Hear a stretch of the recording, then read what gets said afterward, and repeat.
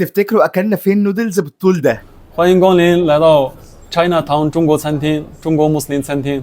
دي تاني مرة ليا أجرب مطعم صيني، بس المرة دي أحلى بكتير. أكل حلال في مطعم نظيف، أسعاره مش أوفر، واللي بيعمل أكل صينيين بجد. وصاحب المطعم شاب صيني مسلم بيدرس في الأزهر، فالعربي بتاعه كويس، وشغال معاه مصريين هم اللي بياخدوا الأوردر وبيقدموا الأكل، فلو محتاج أي مساعدة الناس هناك لطيفة وهتساعدك. فلو نفسك تجرب أكل صيني حقيقي من إيد شيفات صينيين فالمكان ده هيبقى مناسب ليك قوي. ندخل بقى على الأكل. أنا كنت متحمس جدا للطبق ده، بس للأسف ما كانش أحلى حاجة عجبتني هناك. البيف نودلز رامن شكله كويس واللحمة كانت مسلوقة بس ناقصها بهارات كتير، فما كانش ذوقي قوي. بس الفرايد نودلز أحلى منه بكتير وعجبتني قوي. ندخل بقى على أكتر طبقين عجبوني، تشيكن سويت اند ساور مع الكومباو تشيكن، ويا رب أكون بقولها صح. التشيكن سويت اند ساور عندهم حلوة قوي، بس كلوها وهي سخنة عشان هتعجبكم أكتر. أما بقى الكومباو تشيكن ده فهو عبارة عن خضروات معمولة كده على الجريل، وعليها طعم حاجة كده سويت مع الفراخ اللي برضو معمولة على الجريل، فطعمه كان حلو قوي. وختمنا آخر حاجة عندهم بالدمبلنج اللي طعمها كان حلو قوي وبتنزل لك سخنة، وارشحها لكم قوي لو هتجربوا المكان ده. وما تقلقوش المكان مش بعيد، هو في التجمع الأول في البنفسج 1 جنب مول البركة، واسمه تشاينا تاون. فلو عايز تعيش تجربة الأكل الصيني بأجواء لطيفة لازم تجرب المكان ده، وما تنساش تعمل لي فولو.